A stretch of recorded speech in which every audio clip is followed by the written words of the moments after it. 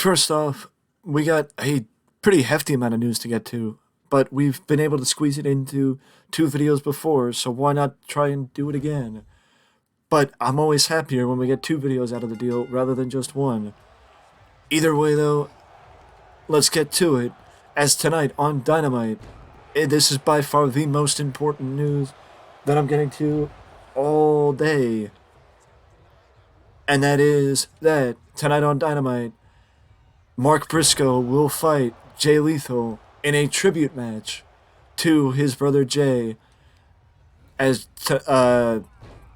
today is actually Jay Briscoe's birthday, and Jay would have turned 39 years old. Over the last week, Warner Brothers Discovery have changed their opinion of the Briscoe brothers, and Mark is now allowed to be featured in further AEW programming that he may not have had the opportunity to be featured in the past. And that is fantastic, not just for Mark, but for AEW. It is unfortunate that,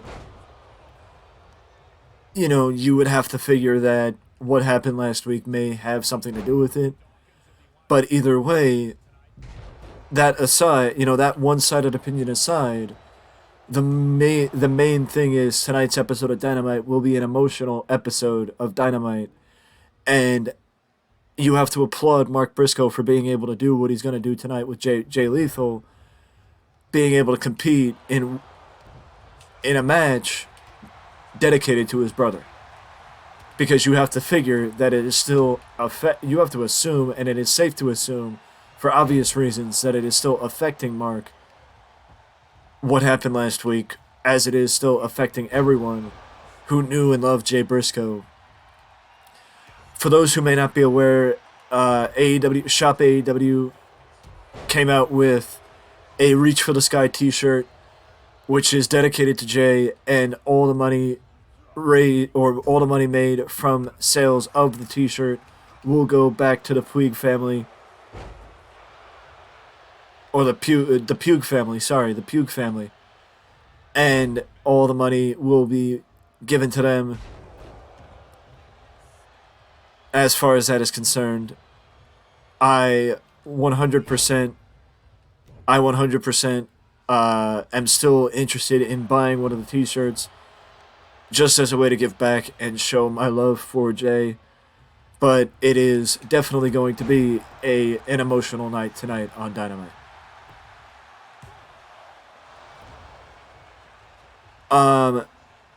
Speaking of AEW, though, Brian Cage, or Ring of Honor, I should say, because Brian Cage is with Ring of Honor. Brian Cage has his contract set to expire next month, and Brian Cage was one of those guys that was surprised to have been re-signed by AEW last year, as he apparently had some sort of an option picked up that kept him under contract for another year. And since then, he has been seen a bit more often, but maybe not featured in the role that maybe some expected him to be, I guess is the best way to put it. And, I mean, I'm not going to say that Brian Cage should be featured in more of a prominent position. I'm not going to say that he shouldn't be, because he does have potential, but he is in a better role this year than he was in last year, as 1/3 of the Ring of Honor Ring of Honor Trios champions with the rest of the embassy.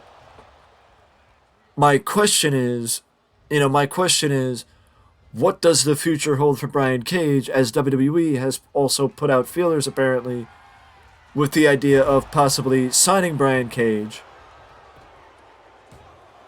when his contract expires. So that could be interesting, because I do think, and I think a lot of people would agree, that Brian Cage fits the WWE model, especially the Vince McMahon model, but also the Triple H model, as a very athletic, very charismatic, wrestler with a lot of potential.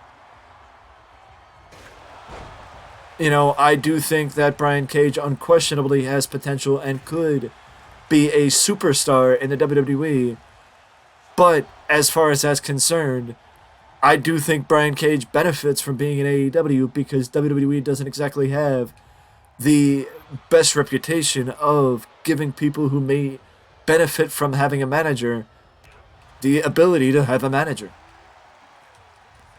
Which Brian Cage does benefit from the presence of Prince Nana in AEW, which may, in my opinion, be one of the reasons why Brian Cage would be more likely to stay with AEW than make the move to WWE, but I think that's up to Brian Cage, for lack of a better word. But speaking of somebody from WWE's past, and this is actually something that I'm surprised that I actually made quite this good of a segue, that speaking of somebody from WWE's past, the former one half of the former Ascension, Conor O'Brien, has been making his presence felt in Impact Wrestling the last couple of months as a member of Design, the rebranded Violent by Design, with Diener and Sami Callihan. Conor has now signed a multi-year deal with Impact Wrestling, and it is very likely, in my opinion, based on his age. I'm not saying that Conor can't go late in his career, but already at the age of 42 years old, it is very likely that this might be Conor's last contract with a major wrestling company, that Conor has signed a new multi-year deal with Impact Wrestling to remain a member of the Impact Wrestling roster for the foreseeable future. So, I mean, a lot of the talk has been with people that have been released from WWE that had been released from WWE through the pandemic, that a lot of it's on, guys like Brian Myers, Matt Cardona, guys that ended up in AEW, Kyle O'Reilly, Bobby Fish, Adam Cole. Well, Adam Cole left on his own accord. But, a lot of it is shrouded with other people, but not a lot of people talk about somebody like Conor, who has flown under the radar.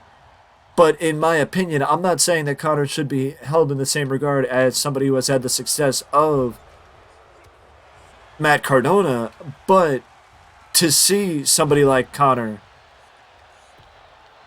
have the success and have the ability to be given a contract like he has with Impact Wrestling, it is fantastic to see, because it means he's being given an opportunity to keep doing what he's doing.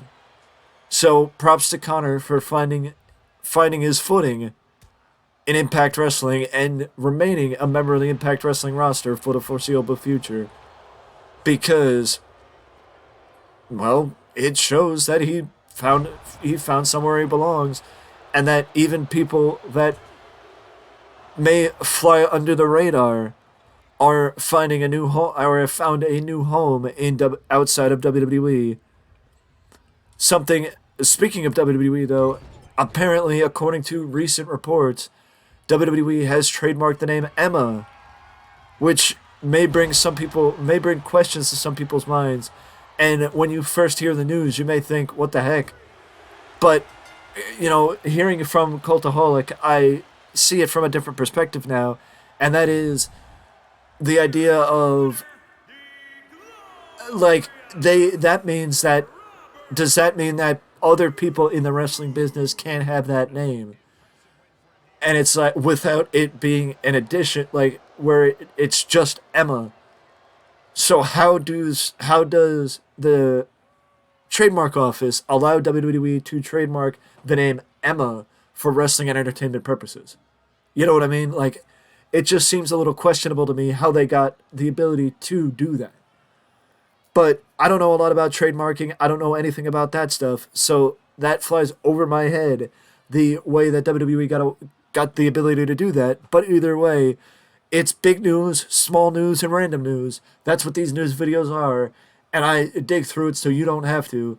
But I will see you in the next news video with more wrestling news.